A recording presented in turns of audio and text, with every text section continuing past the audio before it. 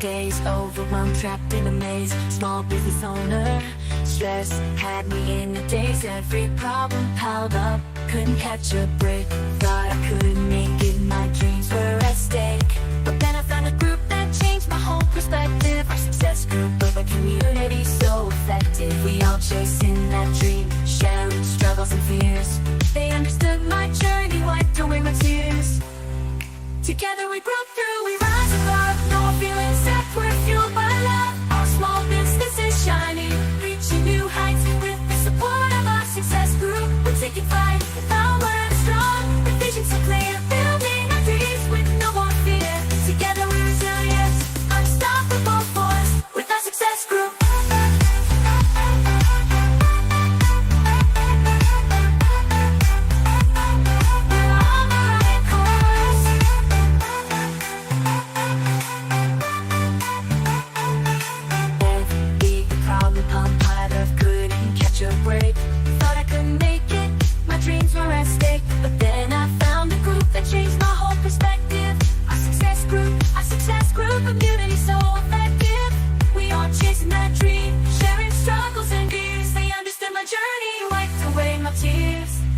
Together we broke through, we rise above. No more feeling sad, we're fueled by love. Our small business is shining, reaching new heights. With the support of our success group, we're taking flight. The power is strong, the vision so clear. Building our dreams with no more fear. Together we're resilient, unstoppable force. With our success group.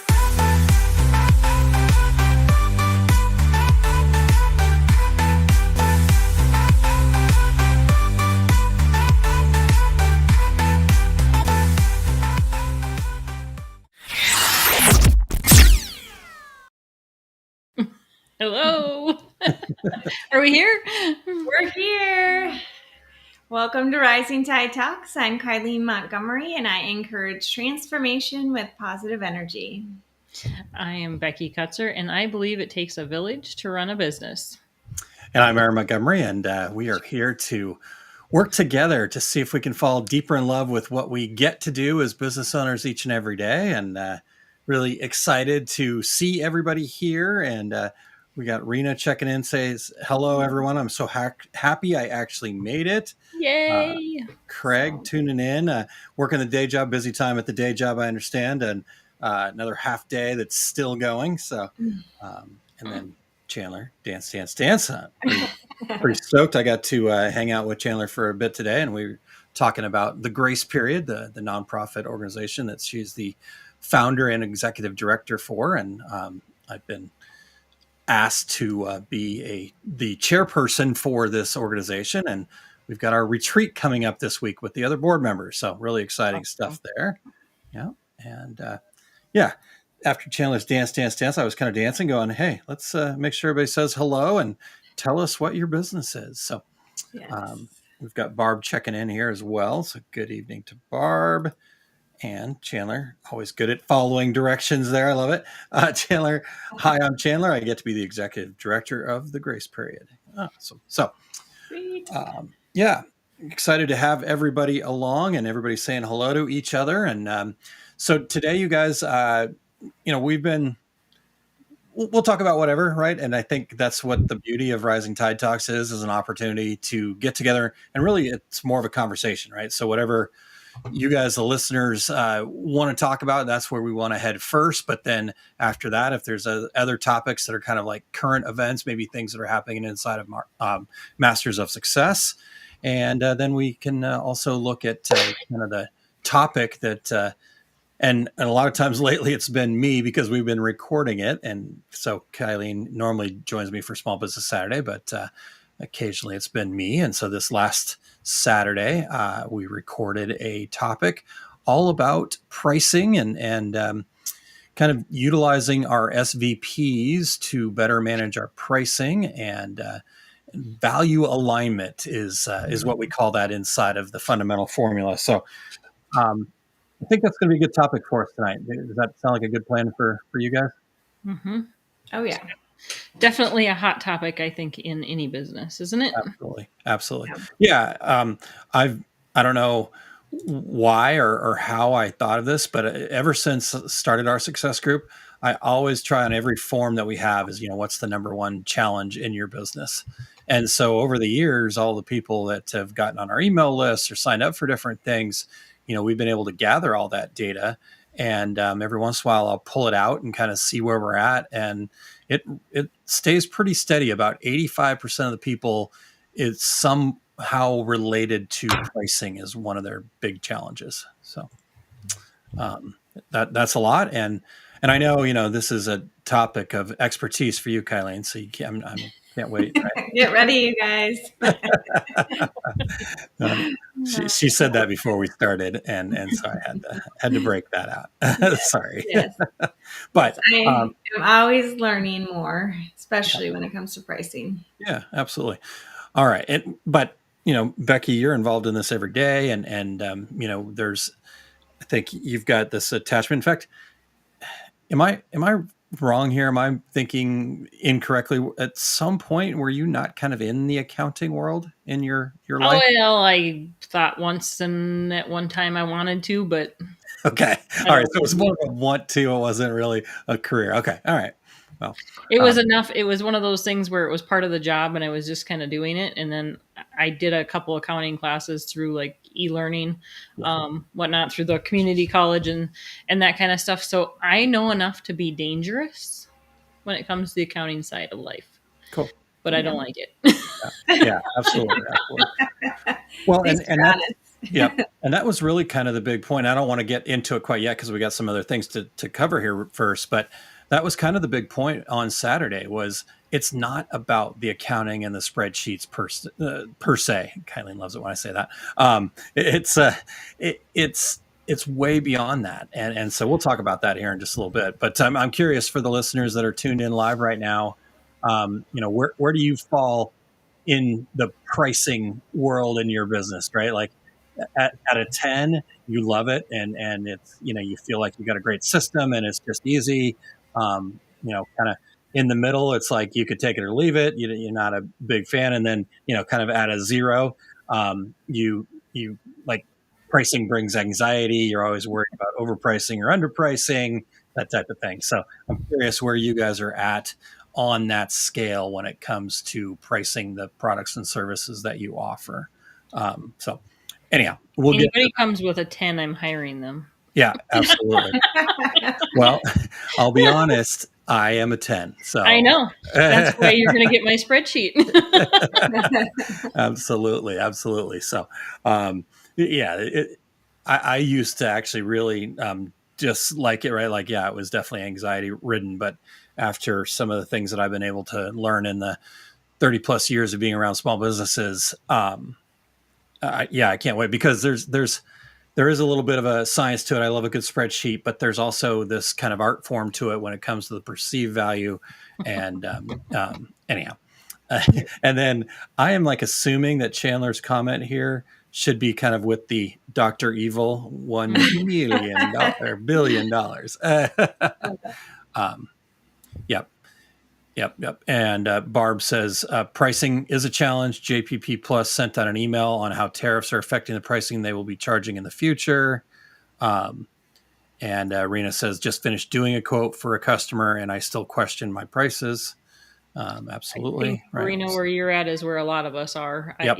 Every single time I set up a web store, I wonder, did I do the same pricing in that one as I did in the last one?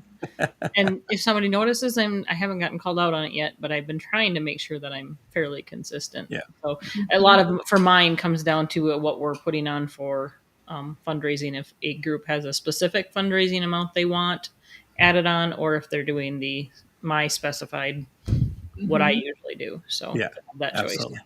No, that's good. That's really good.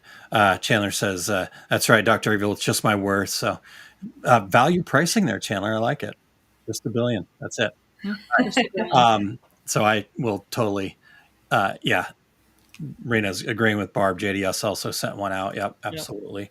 Yep. And we knew these things were going to happen. So, Oh, cool. We got more comments coming in. Appreciate this, everyone. Pricing's hard for me. I always think I'm overpricing and people won't pay that, right? So fear of, of knowing your worth, that kind of thing. That's, thank you for sharing, Chuck. I understand production pricing, but need to figure out my photos and where I should be. Absolutely. Yeah. Yeah, because yeah, I don't want to get ahead. This makes me want to get ahead, but there's a whole different way to look at some of these things, and it's not necessarily about the dollars, and it's there's more to it. So, okay, Mhm. so before I get any further along, get further off track, and good evening, Darren. Thanks for being here, Kylene. I was going ahead and knowing that I shouldn't be going ahead. So, what should we be talking about right now? Okay, Could we got we to be? Let's do start that. with What could we gratitude. be? Yes, we got to bring the good energy here. So, as you guys know, when we are in that state of gratitude, we're in a state of abundance, and we start really just attracting more good things to us because we're paying attention to it. It's always there. It's just whether or not we choose to acknowledge it and appreciate it. So, we're going to be intentional here with our gratitude. So, if you guys are, those of you who are listening, please share what you're grateful for tonight. We're going to raise our vibration and bring lots of good energy to us here tonight. Becky or Aaron, who wants to start with what you're grateful for today? I think I normally get let off the hook. So I'll go first if that's okay. Becky? Sure. Okay. And then one of these times you're gonna have to go first, Kylene. But anyhow, Sure. so It's very easy for me to pass yeah, it.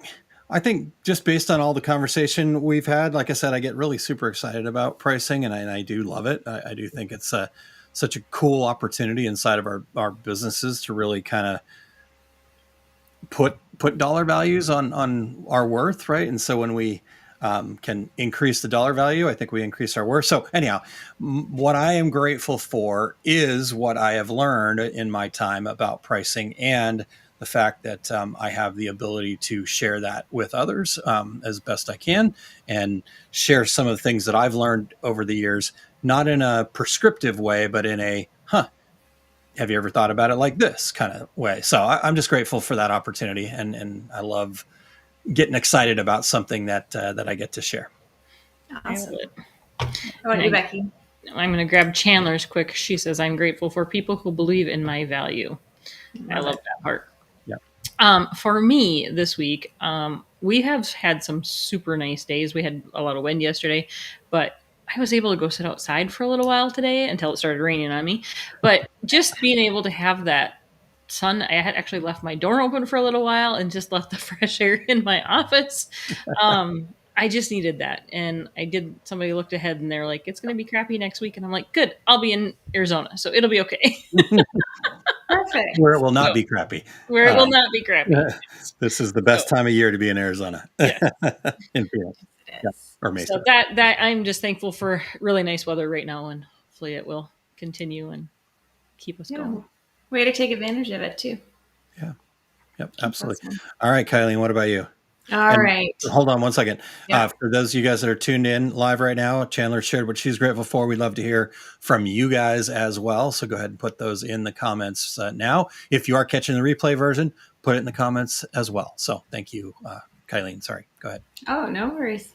All right. So today is would have been my dad's 82nd birthday. So I am grateful for my dad. I was just thinking about all the fun memories I have. So I'm pretty fortunate to have had a wonderful dad. So celebrating him today. Yep. Yep. His 82nd heavenly, well, Yeah. It's been 2 years since he passed, right? Year and a half. Yeah. Year and a half. Yeah. Yeah. Almost. Yeah, that's a good point. I'm really grateful that I had an opportunity to get to know him and have a relationship with him. Truly a great man and a mentor. So yeah, I always had a life lesson for us. he did. He was like, And a joke. like my second father. And the thing I love about Stan the most is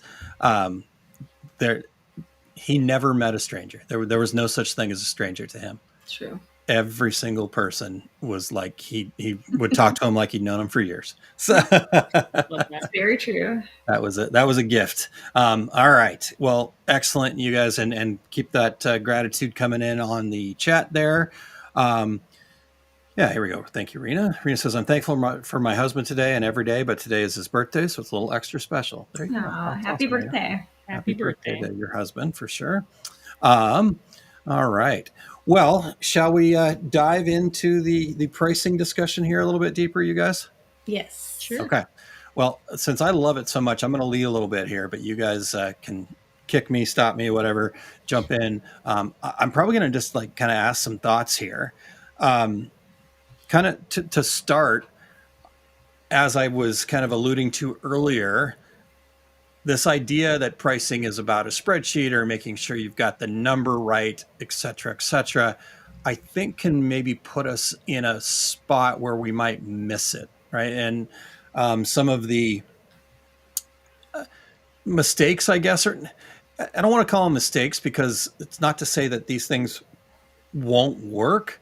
But if you don't know why they work for you, then you're putting yourself at risk. And so I think a lot of times we go and we go to a Facebook group and say, what would you charge for this? Or there's the fun little formulas that float around well, take your cost and multiply times 3, or for the embroidery folks in the room here, so to speak, the dollar per thousand stitch, those types of things.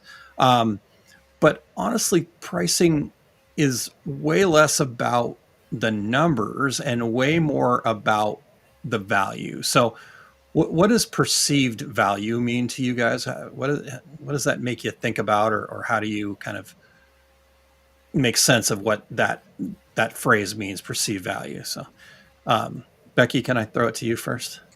Sure. She's like, darn it, I manifested it again. I know. I think I did that on Monday in our meeting too. No. So perceived value is just, something can be cheap. I mean, when I go to, say, the Dollar Tree, I expect things to be fairly inexpensive. If I'm going to walk into a high-end retail store, I'm going to expect a higher price. Yeah. That's perceived. Yep. Like if it says Dollar Tree, I'm probably going to pay $1 or a little bit more now. If it's whatever, I can't even come up with a name because I don't usually shop at those high-end places, but let's say Saks Fifth Avenue. There you go. That is not one I would be in. But, something like that, definitely you would expect to pay, a higher value for maybe a similar item that is somewhere else. Yeah. Mm-hmm. Okay. That's dead on. I mean, that really is it, because like you said, it could be a similar item, but just by their location, right? Like I always use a fun little graphic in some of my pricing seminars where, you can go find a bottle of water for $1. How you get the case at your Costco or Sam's Club or whatever, and that bottle ends up being about $1. But we've all been in that airport or amusement park or sports venue where you were darn thirsty. It was hot outside, and somehow you found yourself paying $9, $10 or more dollars for a crappy little bottle of water, right? So, so to what your point there, Becky, right? That location can matter. Just because it's a different store that you have this different perception of the quality or value, it doesn't mean that the products do actually have that much more quality or value to them. It's just how we perceive them. So, anyways, that's a great description of it. Kylie, what about you? What other takes you have there? I think it's also, thinking about the moment in time where you're at. Like I think of when we go see Krampus or Santa or things like that, how much we pay for a photo, because it's that we're capturing that memory, right? Yeah. We're in that moment. And my cheapness comes out. I'm like, oh my gosh, this is going to cost how much? But anyhow, and we buy it. But so it's that perceived value. You have that feeling, that emotion attached to that product. So it's more than just a photo, right? Yes. Yep. Yeah. There's a story around it, right? There's something, and I think ultimately at the end of the day, for us as decorators, as business owners, as people that are providing products and services, right? That's really where the rubber meets the road when it comes to perceived value. Is what is the story that you tell, right? And that really comes back to you being in alignment with your strengths, values, and passions, right? Especially your values. What's important to you, and how are you explaining that to your ideal customers? Because those similar values are going to be important to them. And when it aligns with our values, the price tag goes out the window as long as it's within reason. Yeah. Like, maybe you value kind of convenience and service. That's how Amazon's become Amazon. Is they focused all everything on value and service, right? 2-day delivery, easy to buy, one-click purchasing, all that stuff. I don't want to admit this in front of Kylene, but I bought a box of these, those fruit things that we get at Costco, Kylene. I can't even remember what they're called. Yeah, I know what you're talking about. The all natural fruit sticks. All natural fruit sticks, right? I don't know how much they are at Costco, but to go and go up to Costco and go in there and go find them, and just to get that one box of the fruit things, okay, there's time involved. It's not as convenient, right? On Amazon, they were on sale for $11 for the box, and I'm like, let's do it. So um, that's perception, right? To me, the perception of being able to push a button and it show up on my door step was valuable in that moment, right? So yeah, I think that's really important when it comes to thinking about pricing, because I think our brains want to first go to, okay, how much is our customers going to be willing to buy this for? But Yeah. that the answer to that question will vary wildly based on their perception. Mm-hmm. Right. So I think the real trick is getting really understanding who our ideal customers are and what our values are, so that we can then align our pricing to that perceived value that we're trying to. Because a lot of times, I think if I go back, dig a little bit further back here to Chuck's comment earlier, which was great. So Chuck said, pricing's hard for me. I always think I'm overpricing and people won't pay that. What I think sometimes we miss is a lot of small businesses actually might be underpricing them out of the market, where they go, oh, well, I'm aware of the market in general and other people are significantly higher, right? And so this has got to be too good to be true. Am I going to get, not inferior product? Am I going to get inferior service because your prices are so low? Mm-hmm. Right? And they won't come and tell you that to your face. They will have that conversation in their head, and then they will just go on to the next person. Right. So getting your story right really is the first kind of part to this. So what are some other thoughts that you guys have about this idea of perceived value and putting that as the first part of what we're thinking about? I mean, I really like how you bring it back to who our ideal customer is and what they value. And so then you're in alignment when you're sharing your price. It's coming across confidently, but it's also coming across in a way that you're able to share with the customer what they're getting for this product, what all comes with it. It's not just a t-shirt, for example. It's something that is done professionally. It's done quickly. It's separated. Maybe it gets delivered to the whatever. If you're fulfillment, it gets delivered to their customer for them in a nice manner, not just kind of thrown in a bag. Like you're more clear about what it is that they're getting, and you're making that connection at a deeper level than just $7.99. Gotcha. There's nothing there. Okay, cool. Becky, what are your thoughts there? I agree. I mean, we need to make sure that we know what the customer is wanting and go from there. So, sorry, I have a child trying to walk through and be. Oh, Okay. I So, thought you were, I thought your look was like, I've got an idea in my head, and I didn't realize it well, was a if I child did, it walking went through. away because my child walked through. So Okay.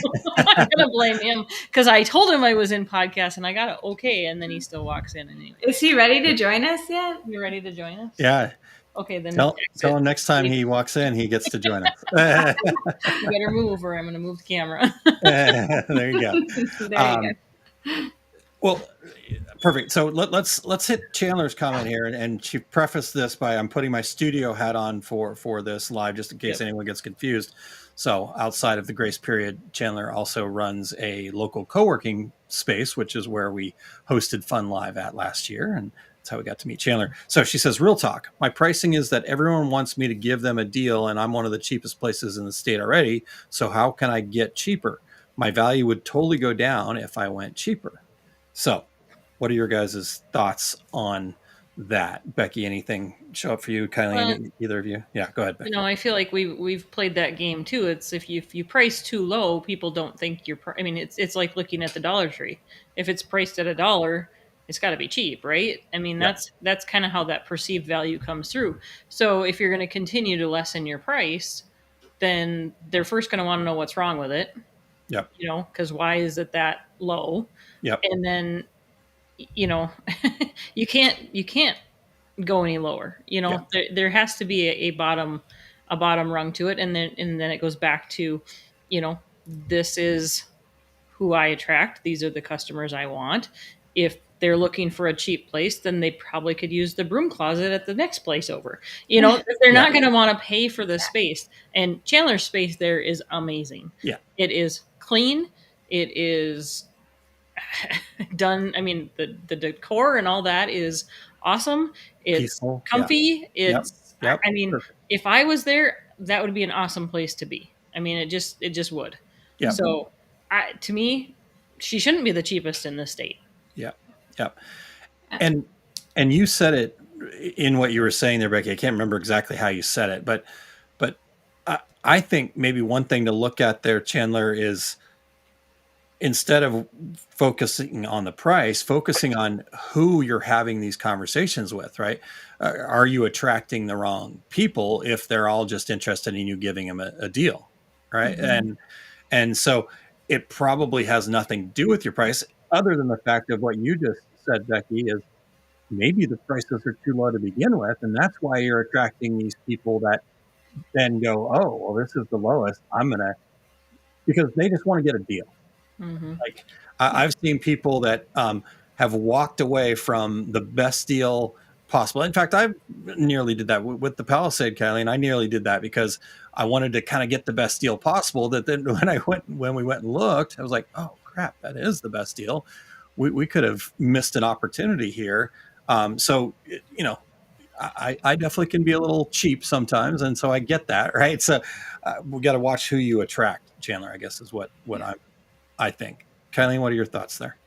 I mean, I just think back to some of the things that I've learned from you and what you shared is, you always want to lead with the benefits, like why this is the right space for them. And then price is just secondary.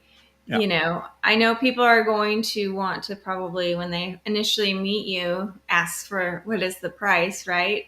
But somehow you could share that, but also in making sure you're talking about the amazing space that it is, that there's unique and there's nothing else like it. And the people that come here are so and so, and whatever it might be. It's just kind of having that language down. So price is kind of something they come back to if Yeah. it's Yeah. later on. Yeah. And I it love could be that. one of those where it's, the price is X, and that also includes ABC. Yeah. This is what it includes, and this is what we have above and beyond what, Mhm. you don't want to try to call your competitors out.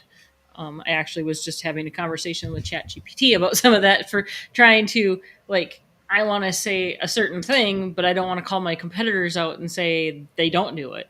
But I want to somehow say, this is what I do. above and beyond for my community and my customers. Yeah. And that is not something they're willing to do. So, but I want to have it in that positive light and not say, well, they're not doing it and I do, but you need to have with this price includes and have all of their benefits and focus back, you've given them the price. Now tell them exactly why it's that price. Yeah. Mm-hmm. Yeah. Yep. And I think you guys are both exactly right there. I mean, the idea is price should be the very last part of the conversation with your customers. And if it's the first part and it's already about getting a deal, then you're kind of, because price, if the conversation is about price, then that's the lowest common denominator. And so they don't see any value to, be working with you, to be in your space, to be buying your products or services beyond just what the price is. And because even products that are commodity based, like milk, like eggs, like gas, right? There are different options, right? So even commodity type products don't necessarily sell as a straight up commodity where it's just based on price. Like, the difference between what cage free egg. I mean, they're all super expensive. You should have your own chickens, I believe, but it's a whole different story. Oh, I knew that was going to get said tonight. Every conversation. Sorry, I couldn't help myself. But yeah, I'm stubborn, right? Back to the point, right? Like, yeah, I think you guys have got it exactly right. Turn that, right? Chandler said, "Oh yeah, thank you, Kylie. Yes, I need to flip the order." Yeah, right. Our amenities are so great, and yes, that's what I'm saying. I don't want to be rude to my competitors either. Never, ever, for sure. And yeah, it's not. It really isn't, but it is highlighting what makes you unique.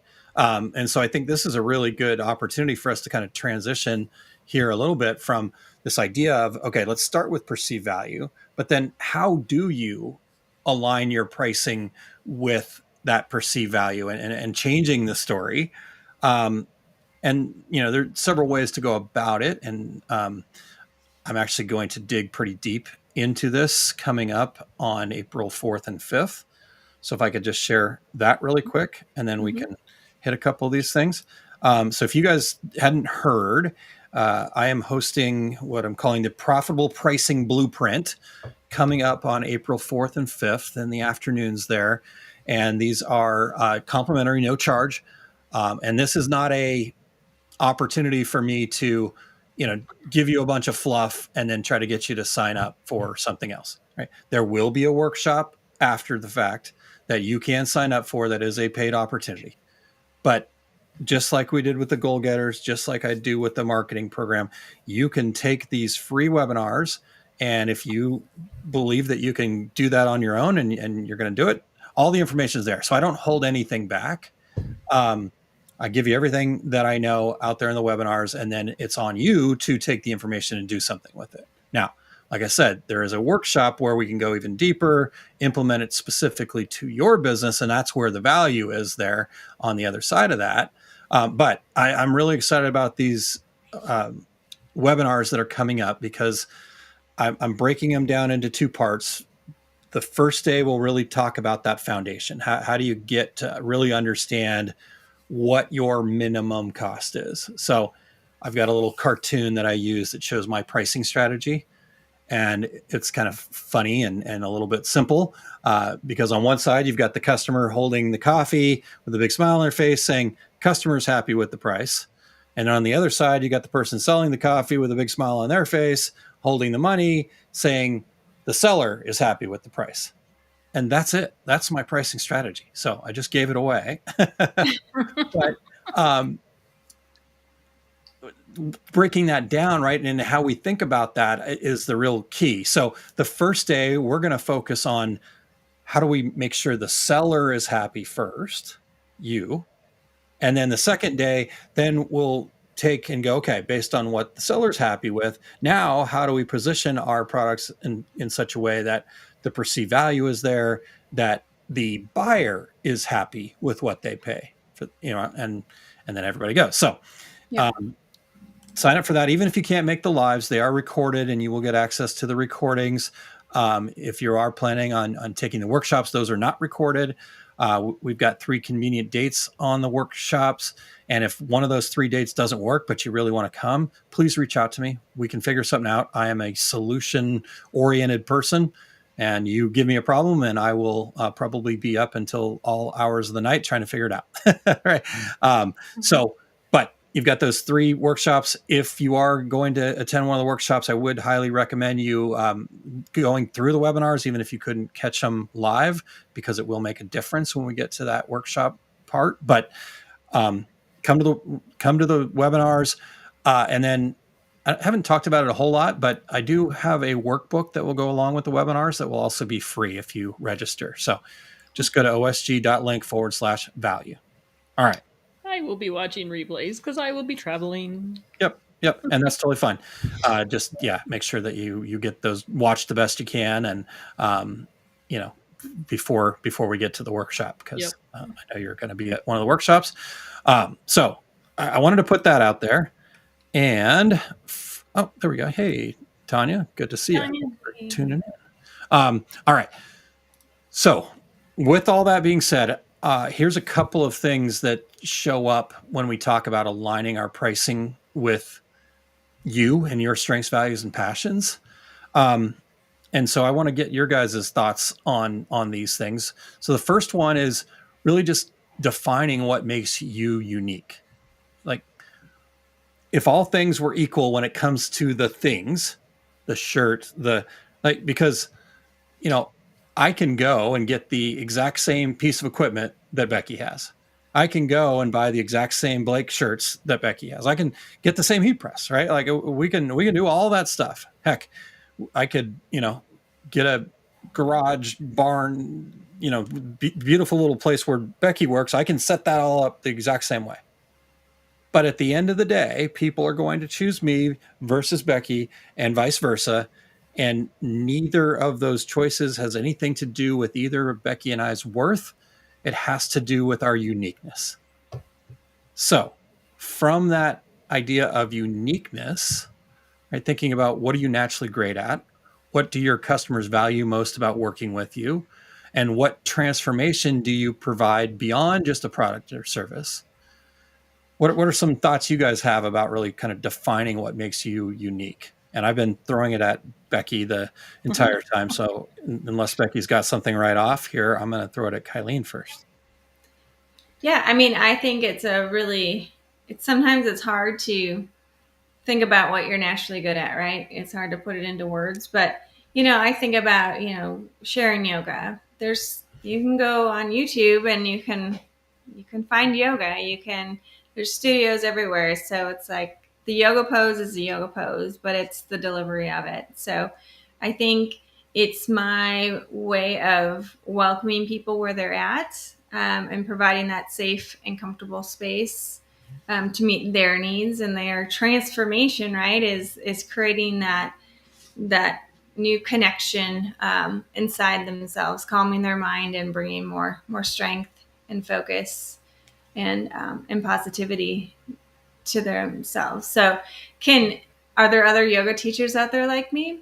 They're similar, but it's still me, Yep. as this yoga teacher. So I will attract certain people as a result of that. Yeah. But not everyone does yoga for those reasons, and that's okay. Yeah. Well, heck, I mean, Stephanie Young said, she just wants to tune in to hear your calming voice, right? And to be part of the yoga sessions for that peace and harmony that, and here's the thing, you guys, that's Kylene's strength. Like she's done the Strengths Finders programs and all that stuff. And those always are at the top of her strengths. So when she leans into that, then she's going to be able to price to her value and her uniqueness. So I love that. That's a great example, Kylene. Yep. Becky, any other thoughts on that? No, and I can comment for Kylene's calmness, because when I haven't done yoga with her now for a while, but when I was doing yoga with her I would like to just shut my eyes and listen. So every now and then when she'd get her left and rights backwards, and I'm like, I'm just doing what I want to do. That's perfect. I know what she meant because I'm going to do this first. But it was truly just listening to the voice. It wasn't that I needed to see her. It wasn't that I needed to follow along or anything like that. I just enjoyed, and that just made the class that much better for me to be able to listen to her. Thank you. So Yeah. And that's awesome. But again, yeah, you're showing up for that. And yeah, it's about being in that flow. So that's a good opportunity. If you guys don't mind, real quick, I wanted to share Kylene because she's a very humble person and doesn't share very often. But Thursday mornings at 6:30 Central Time. In fact, so tomorrow morning, come check it out. And here's the great part, you guys. Kylene doesn't charge for these sessions. It's donation based. So, there's no what's the word I'm looking for here, Kylene? No expectation of any of that. If you want to make a little donation, that's great. But other than that, show up. So go to riseshinesmile.com and you can fill out the waiver. And on that waiver, you'll get the Zoom link. You just picked that up the other night. Yep. It was a little harder to find, you found out. So yeah. Come join Go through Kylene. the customer journey, right, Aaron? Yep, that's right. That's right. Cool. All right. So I think that's one of the first parts. The second part, and I'm going to hold off on the second part. I'm just checking on time here. You know what? I'm going to hit the second part real quick. Unless you guys have something, we'll leave it because I do want to get to Darren's comment here too. I don't know if you guys saw that or not. I seen you had it starred. So yep. Cool. Okay. So the second part is, and we've already talked about this a little bit, so that's why I think we can hit it really quickly, is it really is about shifting your focus when you're talking about your products, when you're talking about, in fact, I just said it wrong, when you're talking about your business, to shift it away from the products or services and instead into the transformation. And I know that can be a hard concept for people because of the fact that we are so close to it. At the end of the day, we're very passionate about the product and services. That's why we do what we do. But your customers don't care, and that's not a bad thing. We kind of go, oh, why they don't care about these cool things that I'm making? They care, but they don't care about the actual thing. They care about what it does for them, right? What transformation comes out of having that thing or service. And the reason I say it's a good thing is because if they had the same level of passion for what your products and services, then they would be a competitor, not a customer.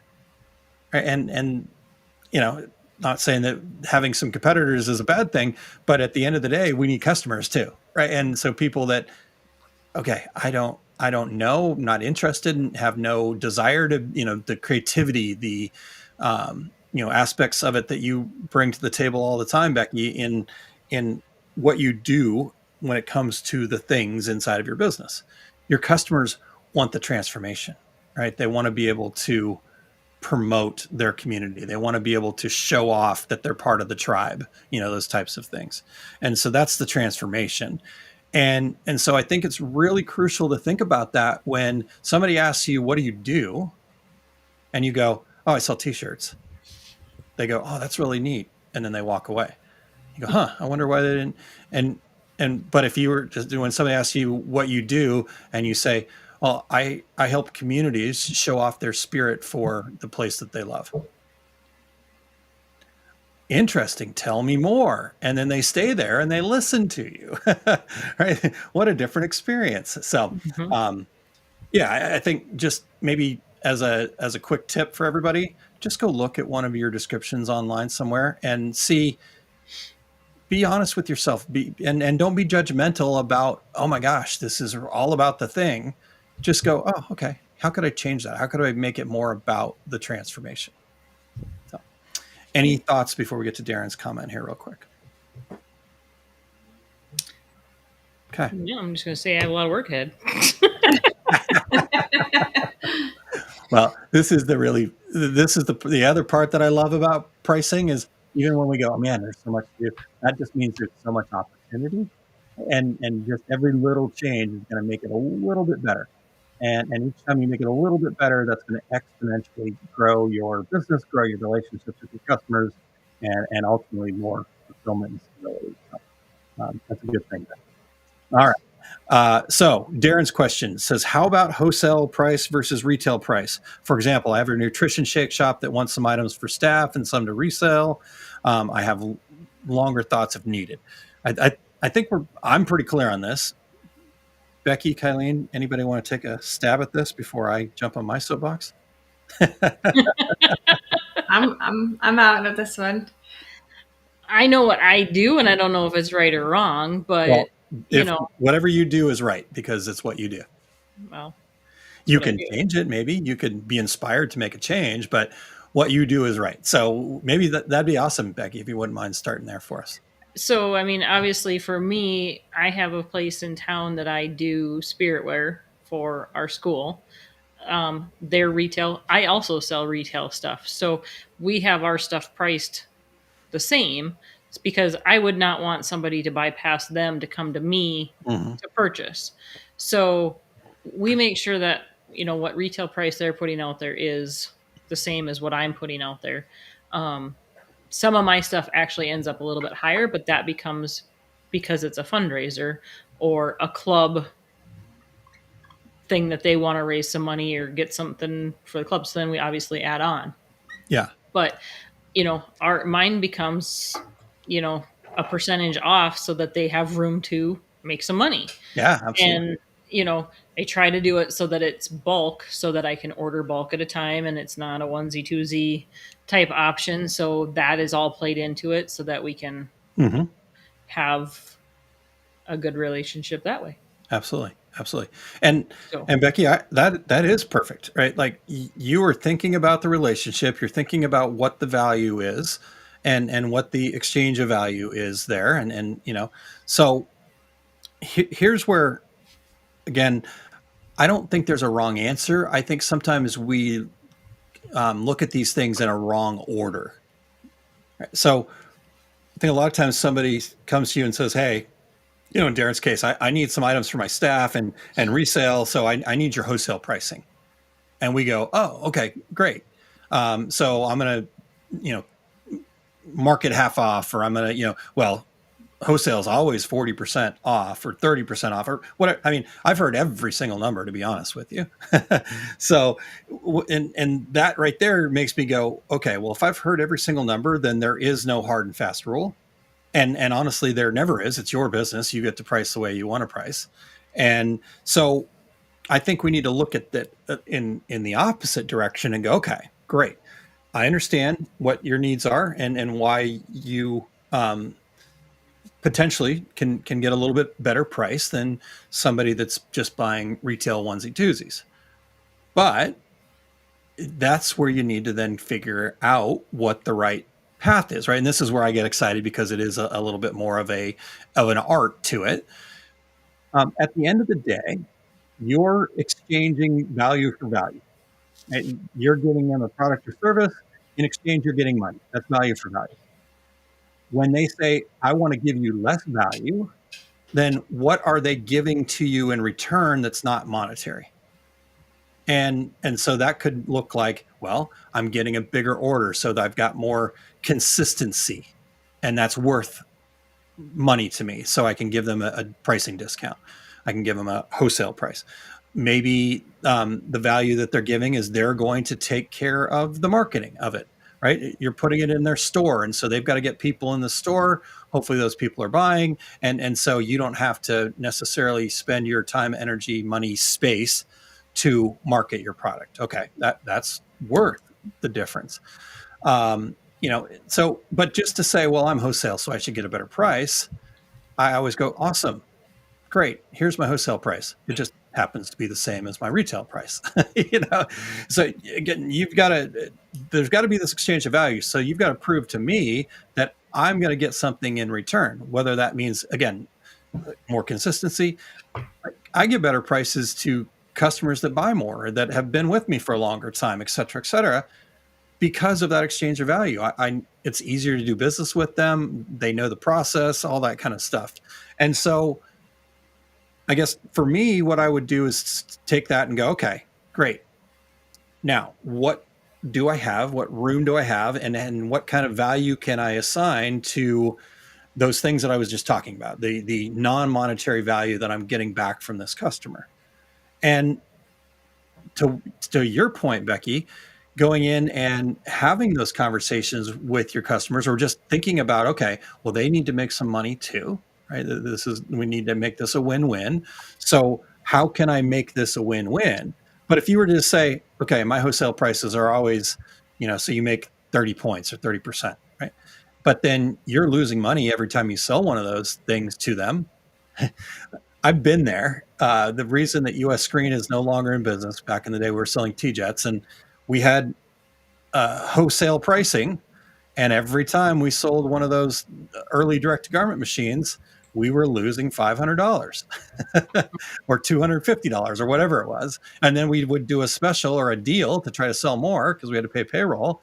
And then we'd lose $500, right? Like, so at the end of the day, if you don't understand, when you get into doing wholesale or deeper discounts, if you're not really comfortable with what makes you happy from am I covering my costs? Do I know how much it costs me to be in business? Am I not losing money every time I sell this product? Right. And that's why when you're first starting out, you want to be very careful of these kinds of wholesale environments, because you very well could put yourself in a bad situation and be heading towards out of business. So I'm not trying to scare people out of that. I'm just saying, be confident in what your your seller happy price is when we talk about that cartoon. So anyhow, that's a big soapbox moment for me. I know I've talked quite a bit there, but that's my take. So. And what I'll add to that is really truly understanding what goes into your product. It's not just the fact that there's a product that you need. It's okay, and now I have to get that design on there. That's going to make, who's making the design? Am I making the design? Am I purchasing it? Are they bringing the design? I mean, there's time and effort that goes into that. And for me, my process is, yep, I can get a t-shirt. We can get a t-shirt in pretty cheap, but if I'm designing it, I'm spending probably a minimum of an hour. Yep. So my time for that hour has to be worth something. And then I need to send it to the printer.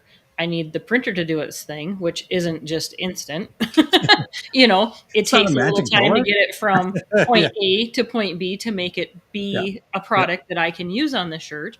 So I've probably got another half hour in there. I mean, I can easily be 3 hours plus into a shirt. And if you're talking a onesie twosie shirts, and I should be worth at least what, $20 an hour? That's what we'd all like, right? I mean, minimum. I don't know. Here in Missouri, I'd love to hear a lot more. $15 an hour minimum wage. What's that? So here in Missouri, you get $15 an hour minimum wage. Okay. So even at $15 minimum wage, I'm $45 into one shirt. Yeah. Exactly. So. And I've heard I'm expensive. And I know I'm not $45 for one shirt when it comes to that. So there is all of that. And that's the one thing that, until I started working with Aaron, I didn't understand some of that, because then it's also your overhead costs. What does it cost to turn the lights on in this place? I'm here from 9 to 5 every day, whatever. How many hours am I here? How many hours are we putting into things? What's the overhead cost? I mean, I didn't have any of that when I was making up numbers. I was in the, hey, let's take it times 2 or maybe 3, or, maybe that one shirt ends up being times 5 because I know it's worth more than $7 or, whatever. But until you understand those costs, and then also a lot to pay yourself and anybody else that you have working for you, you have to have those costs. And that was definitely an eye-opening thing for me to try to understand those costs. Yep. And I think you're so right, Becky. If we don't put that guardrail in place up front, we're cruising down a mountain that we could easily fall off of and be very, very damaged, right? But if we put those guardrails up, then we can, to your point there, okay, now I can understand and be more confident about my pricing. And so, I can maybe because I'm not a huge fan of trading dollars for hours per se, but we need to have that at least for a guardrail, and then we can price based on value after that. Right. And I think too often all we're concerned about is what will the customer pay me for this, and we never do the first part, and therefore, again, we could just be on our way to going out of business and not even know it until we're in too deep, and now we're in financial straits too. So, Right. Yeah. I just So- wanted to share that one more time. Yep. People Okay. can go there to sign up, because it sounds like even if you think you have a good grasp, it's always good to revisit. Yep. Absolutely. I'm looking forward to it. Yeah. And I am too. Obviously, you guys can tell I could talk about this for hours, but we are on at the end of our time here. And Chandler says, I'd pay Becky $45 for a shirt. Her KK shirt still looks brand new. And Chandler talking about the value of the studio there. We've got the best reception in town. I think, again, just understanding those things and then pricing based on that, as opposed to, what we think somebody else would pay for it, kind of thing. And I think based on our conversation tonight, the webinars are something that everybody should attend, because there is so much information that comes with them. And then to truly get your value and everything from those webinars, I highly recommend the workshops. So yeah, totally. Well, and then Darren with his comment there. Thank you so much, Darren. Appreciate that. He just reminded me I need to kind of put a little section in there. But yeah, that's probably something we'll go deeper into the workshop. Like I said, I don't hold anything back, but there's only so much time. So, all right, cool. All right, Craig. Hi, Craig. He's out. Since Craig's out, we're out. Yep. No, I'm just kidding. Okay. Well, that was awesome, you guys. Thank you for a great pricing talk. Whatever you guys want to talk about next week, totally open. Next Saturday's Small Business Saturday is going to be about our SVPs and our business blueprint, meaning kind of our business plan. I kind of whisper business plan because I know that's a dirty word to some people.